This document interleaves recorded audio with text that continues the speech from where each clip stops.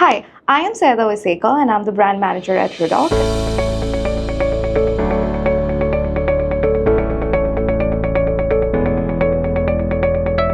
Hello everyone, welcome to the first ever episode of Redoq Unplugged. We have with us Mr. Srijit Ghosh, who is the co-founder of Studio Habitat. Welcome Srijit to the show. Thank you. So it's been a while that we have been planning to do this podcast. So let's begin with, something about yourself and your organization and how you have planned to actually set up the entire office for Redoq. I think it's been 7 years that I'm practicing as an architect, Right. and primarily I came into this line because my father used to design spaces and bring them to life. Okay. So that really ignited the spark in me to get into this line, and then once I was here, I grew fond of this, and I think regarding setting up this office, we really did not have a major concept. It shaped out of whatever planning that was done in the initial stages. It was a very functional layout that we worked out on. Right. And sooner or later, once the layout was finalized, Deepal said that we could really work on color concepts. So that is where the entire concept came of playing with so many colors throughout the office. Right. To give it a vibrant look, Mm-hmm. to have some energy in the room, wherein we can really impact people's psychological feeling of having a positive feeling once they come in. Right. So that was the entire agenda of setting up this office. I think a very well job done there, because there's been so many people who walks in and they are really mesmerized with the space that we have created. And Redoq's office in Kolkata has been by far the largest space that we have been working on globally. Making every nook and corner so beautiful. Kudos to your team and you. So moving on, we would like to understand, what's the entire psyche that starts off with when you take up a new project? What is your thought process when you first take up a space? So at the start, obviously, we take into consideration our client's vision. Mm-hmm. That what is the entire expectation in terms of aesthetics, in terms of taste, in terms of spatial requirements. Once that is done, we start doing our R&D. We start working on design concepts which would really stand out. We really don't overdo things because that's not something that our studio has ever done. We try to keep things simple. Right. Yet add in a touch of creativity wherever it's possible. It's not that we target every location to look creative. Mm-hmm. It's just that you should have that curiosity within you that every space should not have something that speaks of itself, but once you look at it in a holistic manner,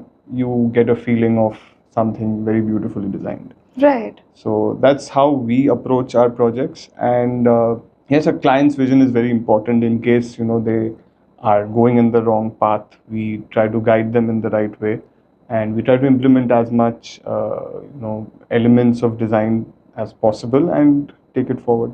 Right. So, how do you strike a balance between functionality and creativity when it comes to a space that you're working in? Like, I know you're talking a lot about like colors and making all the corners Yes. not look very beautiful, but just a specific spaces. But when do you have to strike that balance for functionality and creativity? What's your take on that? I think for me, functionality is primary. Mm-hmm. So that's where we creatively design functional layouts. So that's what we enjoy doing, enjoy working on. Okay. That once we have a large space, it might be a land, it might be a small office, it might be a large office. We do many iterations of the layout so Right. that we can come up with the best of it. Mm-hmm. And once those lines are formed, through that we try to create unique experiences or unique designs. So that's how we blend in both. But Mhm. yes, functionality takes a leap forward in terms of creativity, because we as a studio feel that every space need not be creative, because if the layout is functionally designed, you once you're in that space, you start feeling very good. And I think that's what we aim to do. We are not here to just create designs so that it looks glamorous. Right. It should make you feel powerful. It should make you feel comfortable. So that's what we focus on. So that's where functionality and creativity blends, but there's a very thin line between the two. So, when you're talking about so many elements, even if you have worked on it or you have not worked on it, what do you think a good design means to you or a good layout means to you when it comes to architecture? So a good design is, I think, it's a very subjective term. Is defined by a person's personal perspective about how they have, visualized the space. So I can't term anything as a bad design. Right, So okay. it might be good for someone, it might be bad for me. So that works vice versa. But the meaning of good design for me, it would be a place or a space where, it creates a positive psychological impact, makes you feel comfortable around it, makes you feel happy. More than that, it's not with what elements have been used, it's not with what materials have been, incorporated. Yeah. But it's more about a space where it gives you that positive impact, that once you're there, you feel you can exclaim through your mouth that, well, this is well designed. Yeah. So that's what I try to touch upon, really touch that soft nerve of people. So that's what we enjoy doing. Yeah. I mean, I'm sure you have actually done a lot of projects. What project would you actually say has been the most challenging for you, and how did you overcome it? In terms of challenging, I would say that so when I joined my father as a partner, as an architect. So there was this project which came to us. It was a 100-room hotel property which is coming up right on the Ganges. I at least had no prior experience in designing such a property, in terms of the scale, in terms of the requirements that would be coming up. And once we got on the drawing board, I think it took us a year's time to finally successfully design a nice layout for the client. But as of now, I think now that it's almost shaped up and we are going to be live this year, I think we did a tremendously good job to create something without no prior experience of such a large scale project. So yes, it was difficult to, curate spaces, to curate interesting spaces in such a, commercial aspect.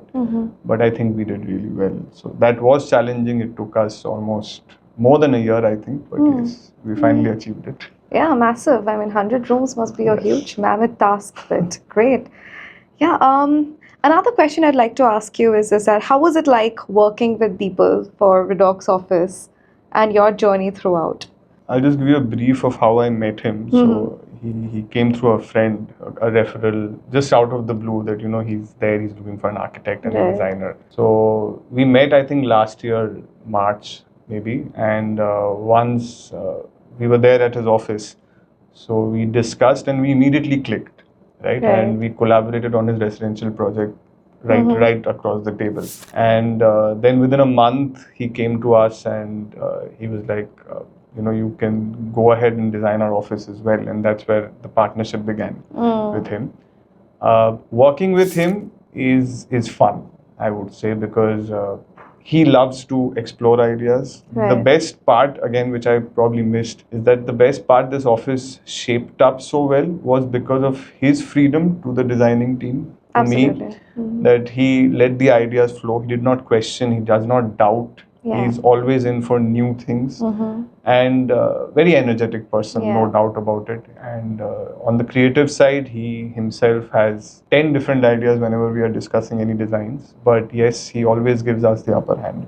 It's nice to work with him. Plus, obviously, he's very disciplined in a way. Yeah. So that helps us, in closing decisions faster. It's lovely to work with him, and I'm sure that, whatever work that will come our way with him, I think it'll be good. Okay, so another question I'd like to ask is, there is a concept like everybody is building their homes and spaces, right? But there is this notion of people not actually opting for an architect all the time because they think it's super pricey and we can do it on our own. What's your take on that? What do you think? I think, yes, there are a section of people who are, who do think that, architects are pricey and there's no point hiring them. And with these technological advancements and with AI coming in, I think there is a section where, the mass scale work, I would say, would have a dynamic shift where people would be enabled by themselves to, design something and curate something and get it done by themselves. But there is a demand for architects who likes that human touch. There is a niche of projects where where people would like to hire architects, and that will always remain like that. I feel that once they converse, they can express emotionally, and the same can be taken in emotionally by the other person sitting on across the table, and then you create a design. So that's more meaningful. That's more closer to the heart, which with someone sitting at home without prior knowledge, without in-depth knowledge, would not be able to create.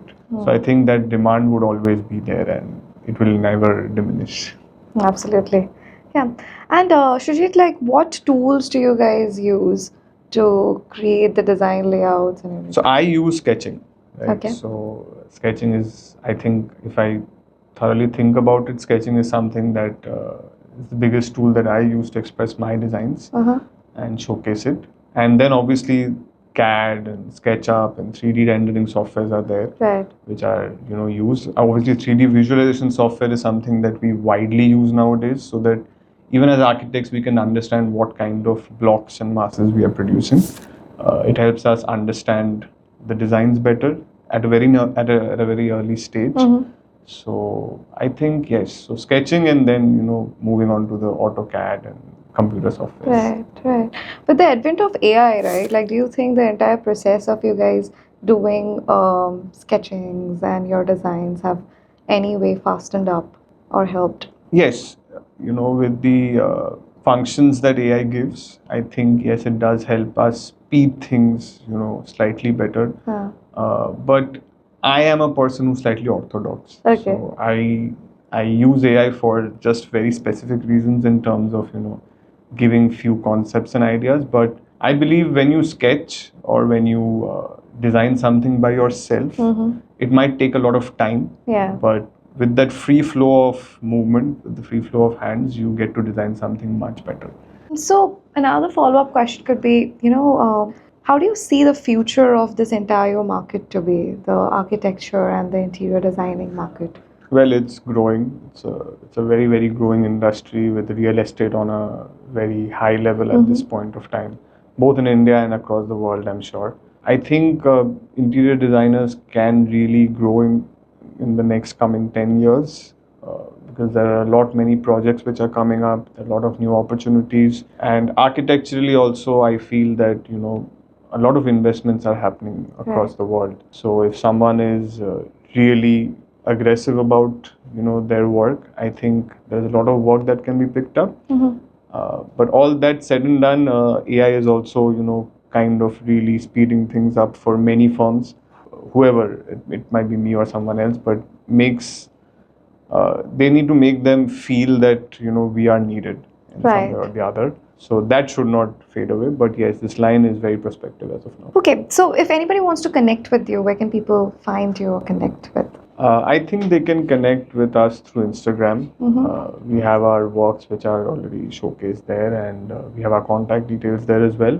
Right. And apart from that, obviously they can get in touch with Deepal if they want to get in touch with me, and I'm sure that you guys will put each other into connect. Yes, absolutely. Yes. Thank you so much, Srijit, for spending your time with us. It was lovely talking to you and knowing so much about this space. Thank you. And we'd love to have you more.